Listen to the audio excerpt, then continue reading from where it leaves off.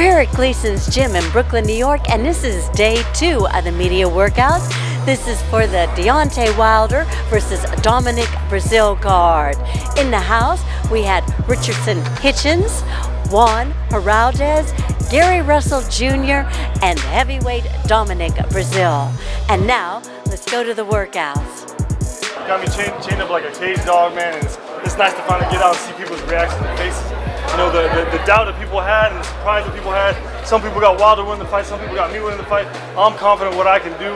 I'm going to bring what I can do to the table Saturday night, and it's going to be fun. How much does like Joshua get you ready for this stage and have that setback so you get ready for this time to come back? Anytime you fight at the world stage, man, the loss to Joshua in 2016 was probably the biggest stepping stone of my career. I learned a lot of stuff. I did a lot of things wrong. Of course, I did a couple things right, but I didn't do enough to get the win that night, and I got stopped. So in this situation, I went back and analyzed that fight, play after play, punch after punch, minute after minute. Excuse me. I learned a lot more from that one loss than I did all the other wins that I had, right? And a lot of it is going to go into play. It went into play in my last 3 knockout wins to become the WC mandatory. It's going to go into play this Saturday night, and you're going to see a different fighter, man. It's something the heavyweight division needs, and you guys are going to be surprised to see what you see on Saturday night. You know, Deontay, every opponent he's faced that's touched the canvas. Why are you going to be different than those other 40 guys that stood in front of him? Because about 90% of the opponents Deontay Wilder thought you could have beat, man. There ain't no way in hell I'm giving him credit for that. Fury, okay, that was a draw, but I still think Fury won that. Ortiz had him beat. The referee helped him out of that situation, gave him a long walk, gave him a long breather. Washington had him beat a couple times. You got caught with the right hand. It happens, man. It's heavyweight boxing. Everybody's like, wow, they got a big right hand. He got this, he got that. Man, I got a big right hand. I got a big left hook. Put several individuals down on the canvas, and a lot of guys don't get up, right? Nobody gives me credit for, oh, right hand this, right hand that. That's because all Wilder does is talk and talk and talk and talk. Proofs in the pudding, man. Come Saturday night, let's see who lands that first right hand first, and let's see who can take it, and let's see who's ass on the canvas. You come out in the press conference tomorrow? I like this intensity. No, man, I'm not gonna come out in the press conference. Like I said, I'm a professional individual. I'm gonna stay in my lane, man. But at the same time, I gotta defend myself. I'm a fighter. I'm a dog at heart, but I'm a professional individual. You guys wouldn't like a fight to break out right in front of you, right? You'd love to see a Saturday night inside that ring, right? So that's what I'm gonna give you. Saturday night, it's gonna be a dog heart fight. Dominic, what do you think of Wilder's statement yesterday? He mentioned that it's so personal that your life is on the line. What do you make of that statement that you said yesterday? You know, I've been staying away from the social media stuff. I've been staying away from the interviews and things. Wilder's been saying some crazy stuff. I don't think he means it, man. I think he's in a situation where he's got to talk and talk and talk until he finally feels comfortable in what he's doing. He's got to build himself up just so he can feel like I'm able to do this, I'm able to do that. I haven't looked at it the way most people have looked at it. I know he said, you know, he wanted a body on his record and he wanted to kill me or whatever it may be. Let him say all he wants to say. That's like a little chihuahua barking and barking at the fence. As soon as the fence gets opened up, he's like, damn, what do I do now? So come Saturday night, man. Man on man, one on one, we in the ring. We gotta square up. You gotta do what you've been saying that you're gonna do. Hell no, the fight goes the distance. How in the hell are you gonna have 2 heavyweights? Nobody in that arena wants to see that fight go the distance. I know for sure it's going to be fireworks from the opening bell.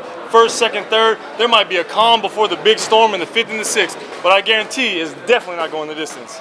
Now, when you see yourself on that poster behind you, how does it make you feel to be on this stage? Man, it's great. It's great, man. It's great, man. I keep telling everybody this is my Super Bowl. Coming from football, you play to get to the playoffs, you play to get to the Super Bowl. I've gone through the regular season, I've gone through the playoffs, and sure enough, I'm football week, man. This is my Super Bowl. This is the media workout before the Super Bowl. I'm super excited, man. It's the world stage. It don't get any bigger than this. I've been doing this 10 years now, and it's been a long, long road. There's been a lot of ups and downs. I learned some things. I gained some things. Gained some weight, dropped some weight, a little bit faster, light on my feet. But come Saturday night, it's Super Bowl time. There ain't no second guessing yourself. It's all about confidence, all about glory. Where your swag level at? Because look, it's on a 15. He's on a 15. You're right, man. It's off the Richter scale right now. It's super exciting. Hey, Dominic, it seems visibly that Deontay's gotten bigger in this particular fight. What are your thoughts of him coming in heavier in this fight, weighing in the fight? Listen, man, I keep telling you guys, he's scared. If I had to get in the ring with somebody bigger than me, heavier than me, what's the first thing I'm gonna do? Get my ass in the gym. Put some pounds on. You know what I mean? He got in there with Fury, and we all know Fury can't crack. He's a great defensive fighter, but he ain't got punching power to be 6'10", 265 pounds, something like that. But when he got touched by Fury, he wobbled a little bit. Now you're getting in the ring with a guy, 250 pounds, might be a little lighter, 248, 247, don't mark my word on weighing on Friday. But solid 6'7", 250 pounds. You better believe when I touch him on the chin, he's gonna be thinking, oh my God. I didn't eat enough bread, potatoes, I didn't have enough protein. There's not enough weight in the world that you could put on before in a 10-week, 15-week, 16-week camp before you get in the ring and facing a guy of my size. At the same time, he understands he's been light in the ass for a long time, man. I think he fought his life fight 212 pounds. Stop going to cheeseburger, have a night of sleep, and wake up a cruiserweight the next night. Come on, man. Heavyweight division, you got to be at least 235 plus to hang out in this division. When you talk about hearing the words "and new," what emotions come up in you? Man, got my knees weak right now. And new, man. I don't know if I'm gonna be emotional. I don't know if I'm gonna be thinking about Disneyland.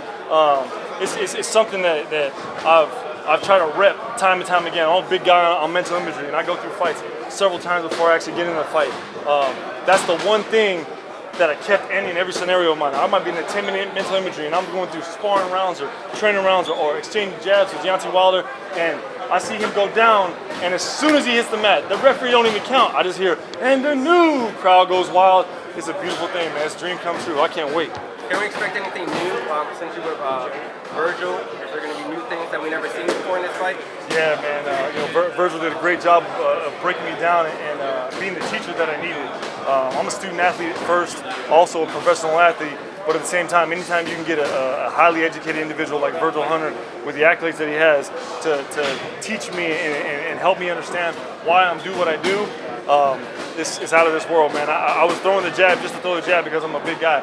Now I'm throwing the jab with purpose, a double jab, a triple jab. I got great reminders that I walk around the gym. Don Amos, he's a cut man. He's been in camp with me for some time now, but acts as a trainer as well. He does a phenomenal job of reminding me to step with my jab or to use a fast jab and a strong jab. There's a lot more scenarios that myself, Virgil Hunter, myself, Don Amos went through camp that I can't wait to execute on Saturday night. That's you returned Saturday night. You want the rematch with Joshua right away, or what do you? Man, if it was my planning, definitely. I would love to be back in the ring 90 days from Saturday night, me and Anthony Joshua, somewhere here in the U.S. soil, man. I know Joshua's making his debut June 1st here in New York. That'd be one hell of a fight. Rematch me and Joshua for the Undisputed Heavyweight Championship, Las Vegas, Nevada, man. I think that would be something the world definitely needs to see. What do you make of his opponent replacement? Andrew Ruiz, man, I've been fortunate enough to be in the ring with Andrew Ruiz. Got fast hands, big punching power. He's definitely got a hell of a shot. Do I think he has enough time to train for Anthony Joshua? Not quite sure, man. But if it goes the way I'm thinking it does, Andrew Ruiz gets an early round stoppage because he's going to come out guns blazing. That's what he does. He's a bad man. But at the same time, Joshua's a high caliber fighter. He's fought some of the best in the world, and he continued to do so. He's not, slooping down. He could have took some nobody that just crawled out of the bed yesterday, but instead he takes a high caliber guy like Andrew Ruiz, and he's gonna make a fight of it, man. He wants to make one hell of a debut here in the U.S., and I'm looking forward to it, man. I'm glad to be part of the heavyweight division right now. Deontay Wilder has 39 knockouts in 40 fights. Do you treat this as any other fight, or is that right hand something that you want to stay away from? You know what? Like I was saying earlier, the gentleman that was standing here, 39 knockouts in 40 fights. How many of those are credible, man? How many of those guys are on that list? You actually know their name, actually saw the fight. From what I understand, Wilder was fighting on cards and people didn't even know he was fighting. So let's call it a 19-20 split, maybe instead of a 40-something split. I mean, a lot of those fights are push come to shove. But it's a heavyweight division, man. If you don't got a right hand, you don't belong being here, man. No one ever told me, hey, Dom, you hit him with that right hand, but he didn't go down. Man, I've hit him with right hands, and they went to sleep. They went out. It's the reason why I'm 20-1 and 18 KOs. Yes, there'll be some dog-hard fighters that I've hit with the right hand. They went down on the canvas and ended up finishing the fight, by all means. But it might have been my seventh pro fight, something in that world. Never has it been at the end of my career like it has now. Thank you guys. That's a wrap. Appreciate it. Thank you. And the fight takes place Saturday, May 18th at the Barclays Center in Brooklyn, New York. It'll be broadcast live on Showtime. And I'm Kristal Hart. That's all the time we have for this show. Thanks for watching. Hope you've enjoyed the show, and we'll see you at the fight.